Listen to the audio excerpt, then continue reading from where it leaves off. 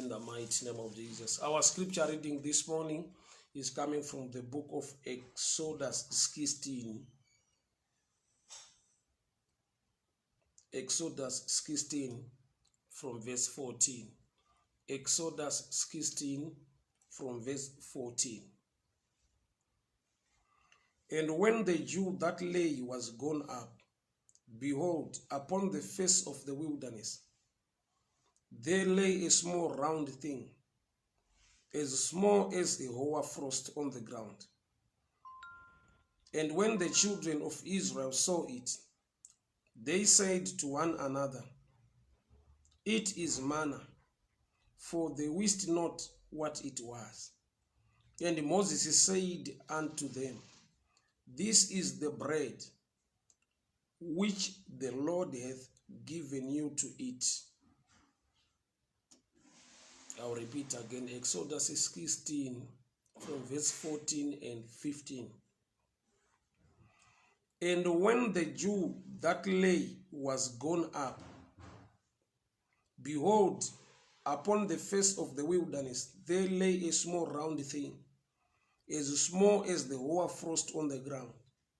And when the children of Israel saw it, they said to one another, It is manna, for they wist not what it was. And Moses said unto them, This is the bread which the Lord hath given you to eat. Father, we thank you for your word. Speak to us, instruct us, correct us, and empower us for the glory of your name. In Jesus' mighty name I pray. Amen and amen.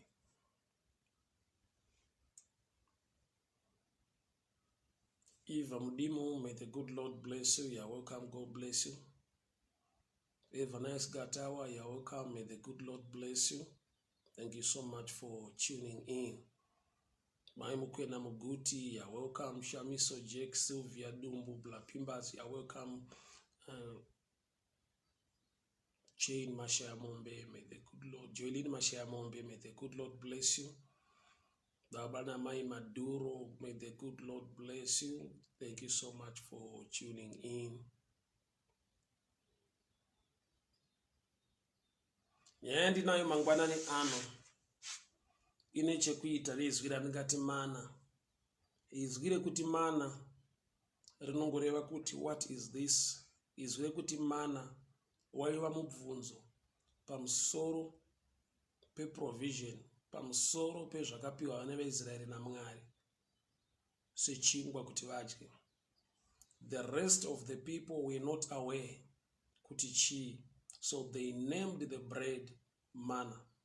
Verse 15, Moses ndiye akaexplain kuvana veIsraeri kuti this is the bread that the Lord is giving you. So Mwari akapa vanhu chekudya, Mwari vakapa vanhu chingwa murenje. Asi vanhu havana kuziva kuti chi. So they named the bread manna, and that name it means a question, which means Mwari ari kuvapa answer, but to them it's still like a question. Mwari ari kuvapa mhinduro, asi kwavari unenge mubvunzo. So inguva zhinji muupenyu kuti mhinduro inouya. Pane zvatiri kuchema, Mwari unotipa answer, unotipa mhinduro. But tinogona kutadza kuziva kuti this is the answer. Tinogona kutadza kuziva kuti iyi ndiyo mhinduro yacho. So there are times that we can treat the answer as a question. Shingoreva kuti mhinduro inogona kuvapo, asi togona kusaitambira semhinduro. So they named it manna, which means what is this? Asi pane nyaya yangu ndoda tsanangure pamusoro pe the process yakalida kuti vanhu vazosvika pakudiscover kuti pakuona manna yacho on the ground. Allow me to use that name manna. Although it's a question, but let regard it shall say to go very easy. Bible writes, when the dew lay had gone up, dew idova. Kurati mangwana anaya. Pasi pakanyorwa paine dova. Asi zvanzi dova parakarise richina mudenga. When the dew was gone up, behold, there appeared on the ground. Right. Saying yekuti manna rained from heaven. handina problem nayo. Zvakarongwa naMwari, iprovision yaMwari. So Mwari wedu vari kudenga vakakupa chinhu, zvinongoreva kuti chinhu chabva kudenga. But the process yekuti vagone kuona mana on the ground, Jew dova ndo rakaraiza richienda mudenga. In actual words, hapana chakadzika kuuya pasi kuti vanhu vawane chingwa, asi kuti pane chakaraiza kubva pasi chichienda mudenga, and they appeared on the ground, which means there was a process yekusimuka kwedova, zvichingoreva kuti temperature yakachinja, kana kuti kwakava nezuva, kana kuti kwakava nekudziya, dova ndokubva ravhepa rikaenda mudenga. Zvoreva kuti the Jew dova ndo ranga rakakavha provision yanga yaitwa kare naMwari, kusvika paita change of temperature, kana kuti pakava neheat, kana kuti zuva parakabuda. These are the factors dzinokonzera kuti dova rigone kuraisa riite vhepa riende mudenga.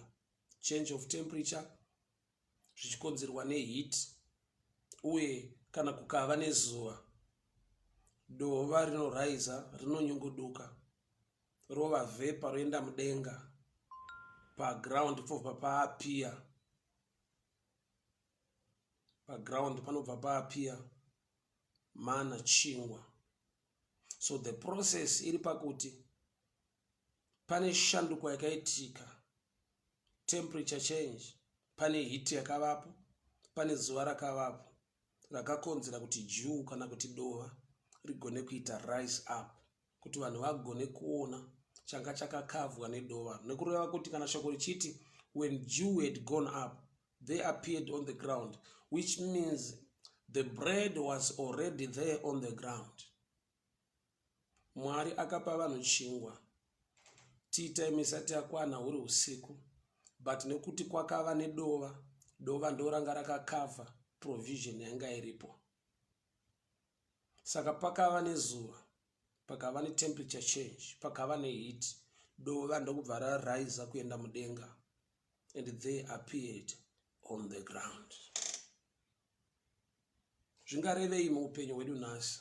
Tine zvatinochema, tine zvatinoda, tine zvatiri kutsvaka, but mukutendeka kwavo Mwari, mukurongeka kwavo nemukugona kwavo, mhinduro yakagara iripo, provision, favor, answer yakagara yariliswa naMwari. But there is something that is covering that answer, kuti uregere kuona.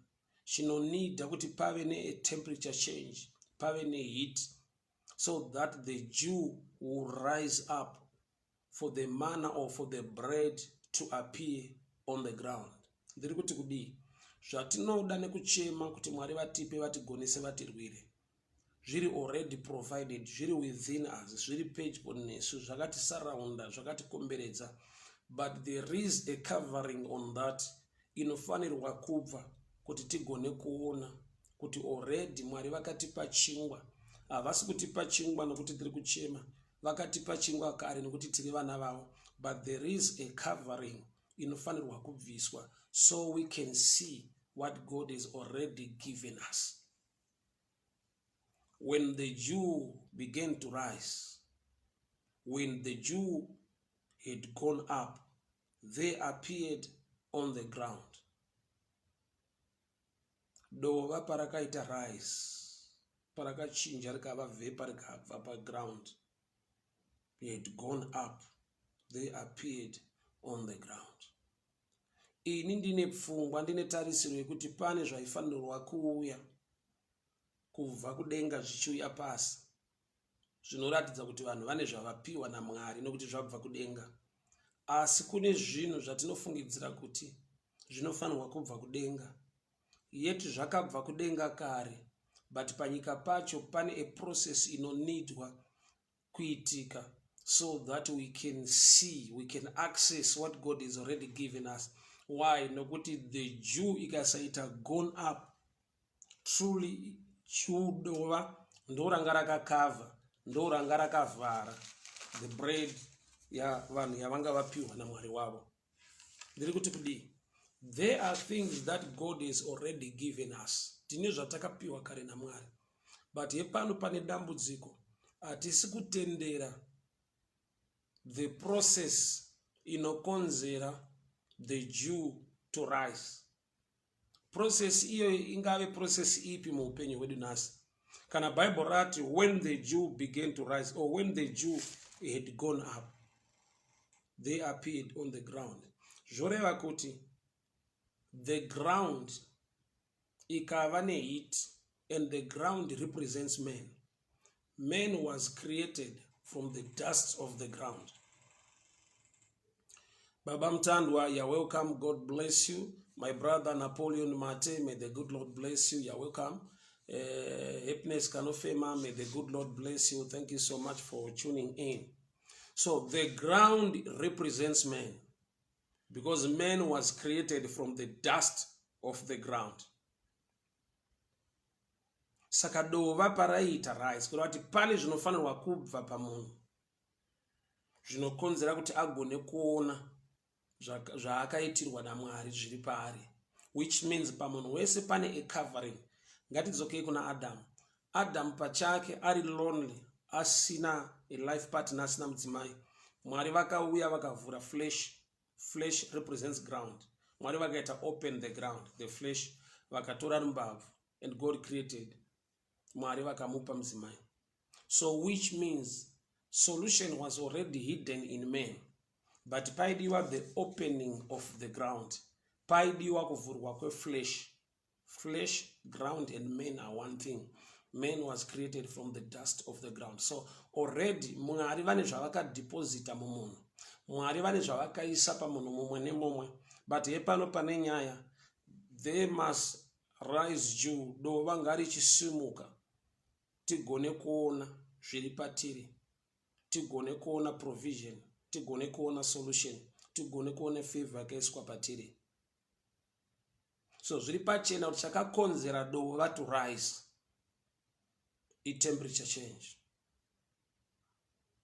Iri kukonzerwa nezuva, neheat. So the sun, that is sun, parakaita hit the ground, dova rikatanga kuvhepa richibva paground, and they appeared on the ground, the bread that God has given his people. So in the Old Testament, kana pachitaurwa pamusoro pezuva, sun, the sun, in the New Testament is also a shadow picture of the Son of God.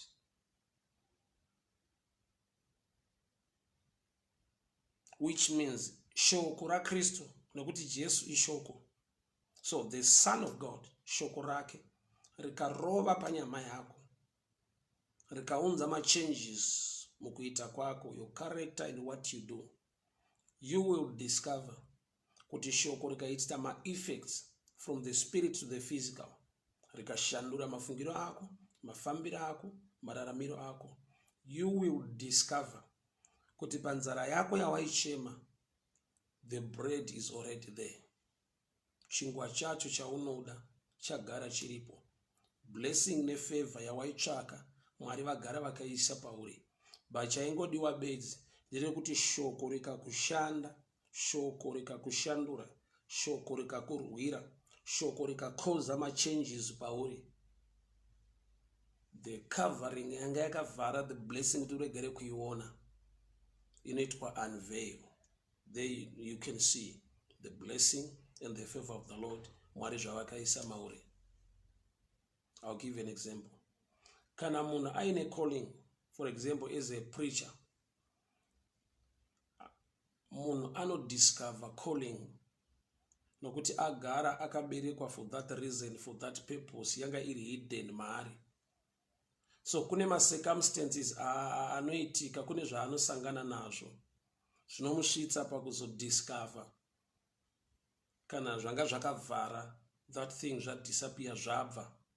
Ndopa anotozoona kuti oh, Mwari vakandidana, but I've been doing this, ndaita basa iri, ndaimbomhanyisana nezvizvi ndichidai. So but pandakazosiya izvi ndikaenda uku ndo pandakatozodiscover kuti nokuti munhu unodiscover calling. Musi wawadiscover calling hazvida kuti ndo musi wawadanwa, ndo musi wawagona kuziva kuti wakadanwa. Why? Mwari vanoti kuna Jeremiah, ndakakuziva usati wava mudumbu raamai vako.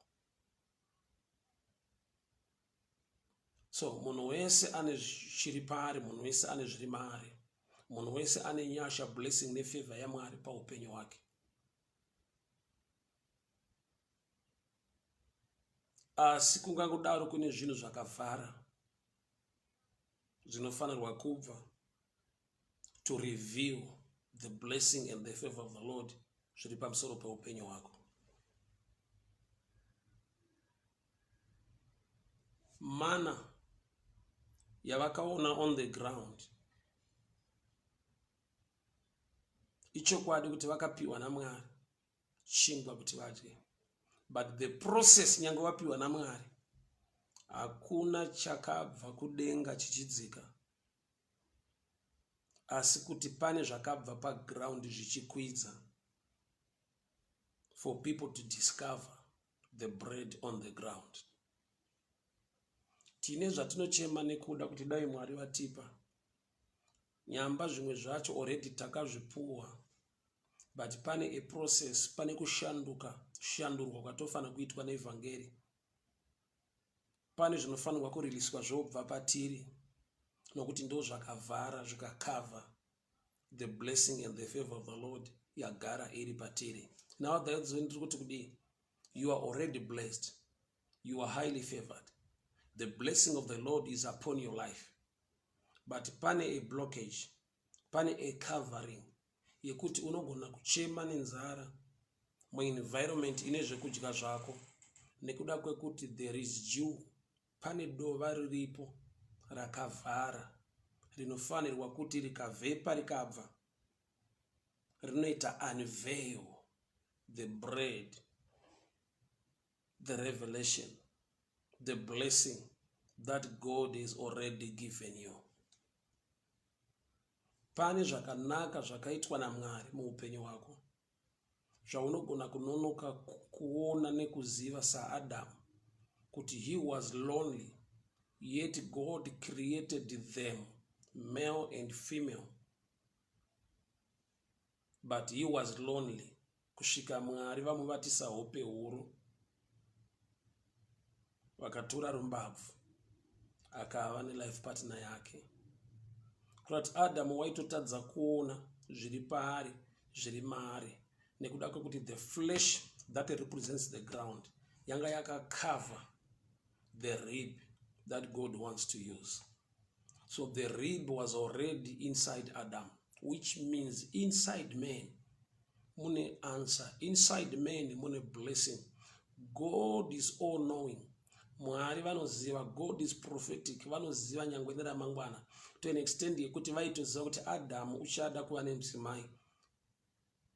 So process yekuti ave nemudzimai yanga yakarongwa kare, ikagadzirwa kare. The rib was already in man.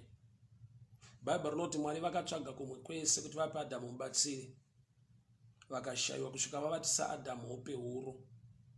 So kuti tine zvinhu zvatinogona kutsvaga kure, tine zvinhu zvatinogona kutenderera tichitsvaga, but already Mwari vakazideposita vakazviisa matiri. The rib was already inside the lonely man.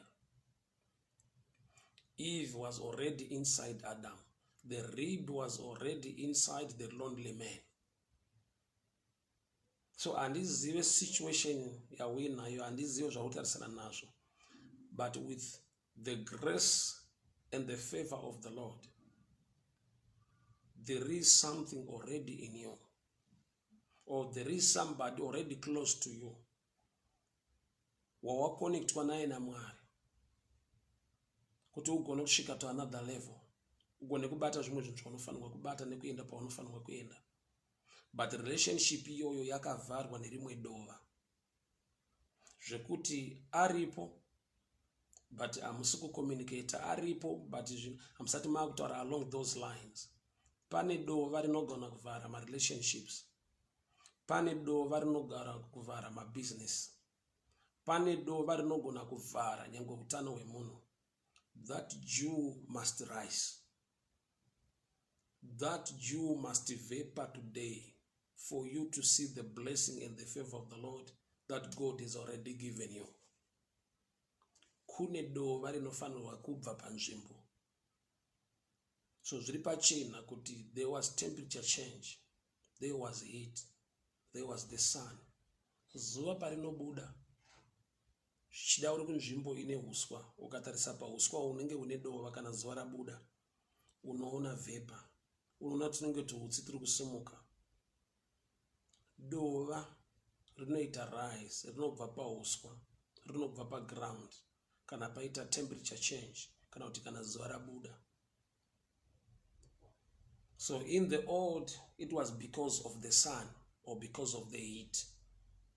Temperature change yakakonzera the Jew to rise, for people to discover the bread that God had already given them. So muupenyu mune dova ririmo rinovhara, rinotatisa vanhu kuona. Mukadzi anonzi Hagai, Bible rinoti achichema aine mwana wake Ishmael murenje, and the Lord opened her eyes, kuti agone kuona tsime.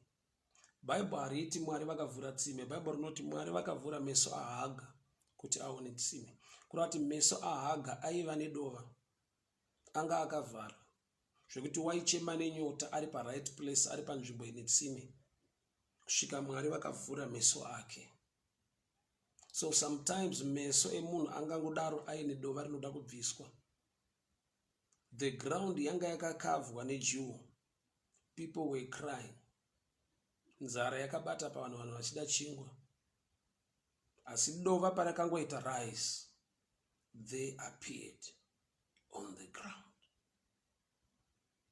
Ufunge hama yangu, Mwari vakatendeka, Mwari vakarurama, Mwari vanogona. Mwari vaitoziva zvauchasangana nazvo mukati merino gore. Mwari vakaisa provision, vakaisa ma-answers, vakaisa favor already within your reach. But there is a process inofanirwa kuitika ine chekuita nedenga. When the Jew began to rise up, a process ine chekuita ne rising up. Rising up is shadow picture yekuti the process inofanirwa kuva nechekuita nezvedenga. When the Jew began to rise, when the Jew began to rise, they appeared on the ground. So which means the Jew was sort of a covering. Yekuti ikasabviswa ikaitwa unveil, vanhu vanogona kutadza kuona. Saka shoko richiti kuchema kungauya usiku, asi mufaro unouya mangwanani. Say mfaro uri kuya mangwanani because of light. Light is information. Light is revelation. Jesus is the light of the world. Light is the word of God.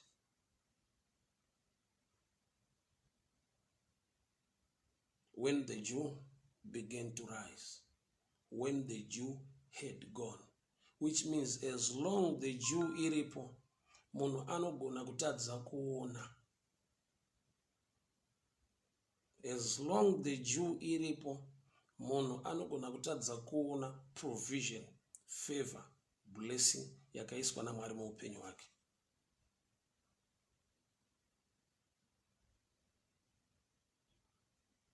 Mangwanani ano Mwari vatibatsire. Mangwanani ano simba redenga. Nyasha za Kristu Jesu dzibate pamusoro peupenyu hwedu.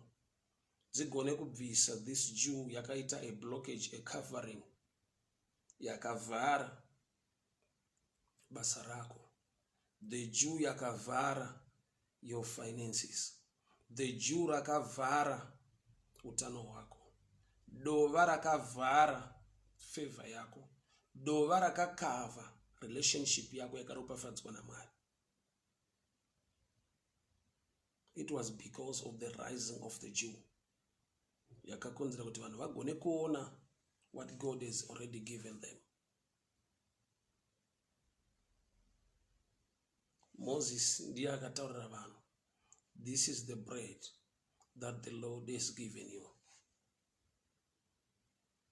So tine zvatakapiwa naMwari, tine nyasha dzatakaitirwa, tine favor iri patiri, but there is a covering that must unveil the blessing that is already within us.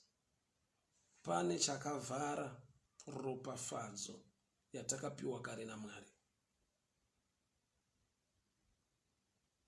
When the Jew had gone up, they appeared on the ground. Tichitarisira kuti pane zvinofanirwa kubva kudenga. Nyaya payava zvakabva kare zvikauya. Pane zvinofanirwa kuenda kudenga. Zvinokonzera kuti tigone kuona zvatakaitirwa nedenga. It's more like it's a picture of giving. The only way to receive in the things of the kingdom of God is to stretch your hand to receive, but you stretch your hand in giving. And when you return back your hand, it's more blessed to give than to receive. So the blessing and the favor of the Lord, iri pa law yekuti pane zvakaiswa kare naMwari muupenyu hwako. Zvamirira kuti iwe semunhu as the ground,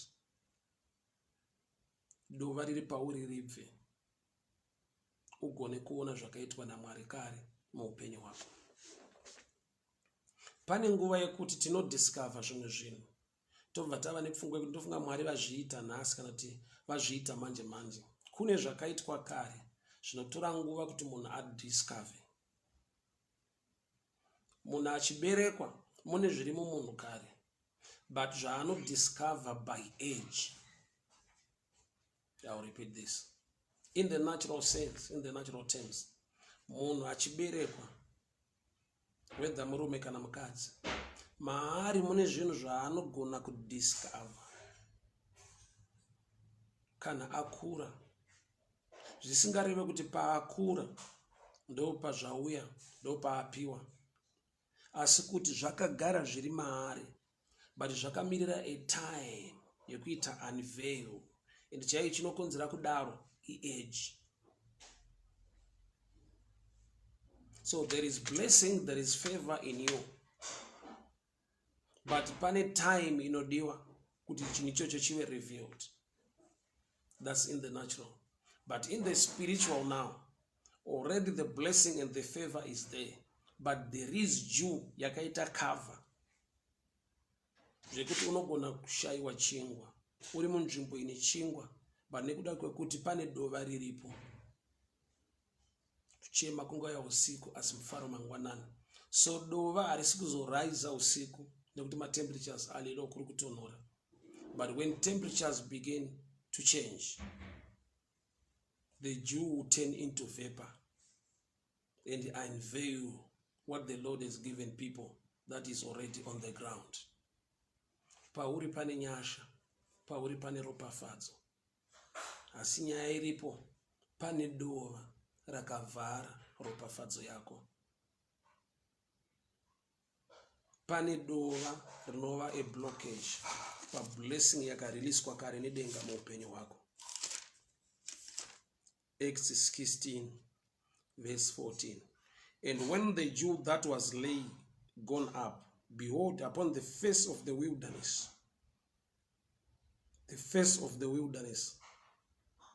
pamusoro pegwenga,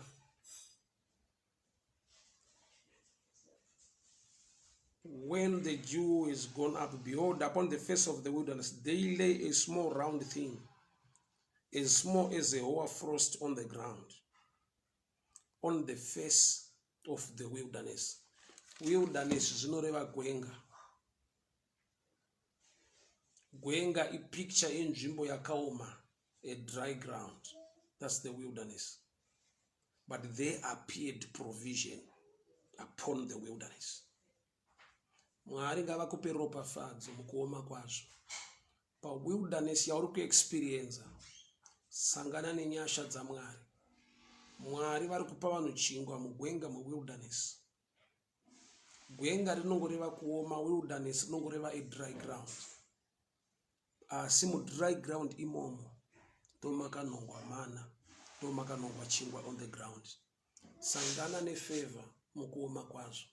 sangana neblessing iri kuiswa naMwari mudry ground, mudry situation, mudry economy. May you pick a blessing. In this dry economy, may you pick a big project. In this dry economy, may you pick a financial breakthrough. In this dry economy, may the dew rise for you to see the blessing that God has deposited for you. Dova ngarisimuke mu such dry economy, in this wilderness, mune provision irimo. Sangana nenyasha nekugona kwa Mwari mumazuva ekuoma kwezvinhu, ugupupura nekutenda Mwari wako. Mukuoma kwazvo une nyasha zhinji. Mukati megwenga sangana nechingwa chako. On the face of the wilderness, vanhu ndopa vainhonga chingwa, mana. Dova parakaita rice. On the face of the wilderness, there appeared frost like wool. Sangana ne blessing yaunongoziva bedzi kuti uyu ndiMwari, nekuda kwekuti mugwenga mukuoma hatigone kuwana zvinhu zvakadaro, asi vakazviwana nekuda kwekuti Mwari wedu ndiMwari unopa favor mukati mekuoma kweupenyu. Mwari werugare vakuchengetei, Mwari wenyasha vakugonesei. May you pick your blessing on the dry ground, on the face of the wilderness. May you pick a blessing in the mighty name of Jesus. Baba ndanamata, ndakupai mbiri, ndakuremekedzai, ndakuongai. Nokuti muri mutsvene, nokuti makatendeka, nokuti makarurama. Ndataura nyasha nokubata kwenyu kunoshamisa muupenyu hwavana venyu. Mukuoma kwazvo Mwari, makatendeka, makarurama. You are our provider. Ndimi Mwari munopa vana venyu kudya. Ndimi Baba munopa upenyu. Ndimi munopa utano. On the face of the wilderness, may the dew rise. Vana venyu vanhonge blessing ne favor yamakavagadzirira. Muzita ra Jesu Kristo eNazareta. Amen and amen. Hama dzangu muve nezuva rakanaka. Mwari werugare vakuchengetei, Mwari wenyasha vakugonesei. Baba mutandwa, may the good Lord protect you over there in Australia. Maimurwira Nyamunda, may the good Lord protect you over there in Australia. Nyasha dziwanzwe. Pauline Mwaera, God bless you. Pauline Mudikani, may the good Lord bless you. Eve Jairos, may the good Lord bless you. Jane Mabena, may the favor of the Lord be upon your life. Jane Gumbula, may the good Lord bless you. Shailene Kundai, may the favor of the Lord be upon your life in the mighty name of Jesus. Napoleon Mate, may the blessing and the favor of the Lord be upon your life. Maimukwena Muguti, may the blessing and the favor of the Lord be upon your life this morning in the mighty name of Jesus. Maya Irwadzi, may the good Lord favor you. Thank you so much, people of God. A good day to you. Muropa Fadzwe, Mwari vakitire nyasha, Mwari vakuchengetei, Mwari vakugonesei. Baba na maichi wara over there in New Zealand, may the good Lord protect you. Babana Maichi Saka, Lloyd Guns, may the good Lord favor you. Thank you so much for tuning in. Tafadzwe Evelyn Mupotsa, may the blessing of the Lord be upon your life in the mighty name of Jesus. Amen and amen. Good day to you, people of God. Bye bye. Muskwere munyasha, Mwari vakuchengete, Mwari vakugonesei, Mwari vakulwirei. Tisanzwe zvakare nenyasha dzaMwari.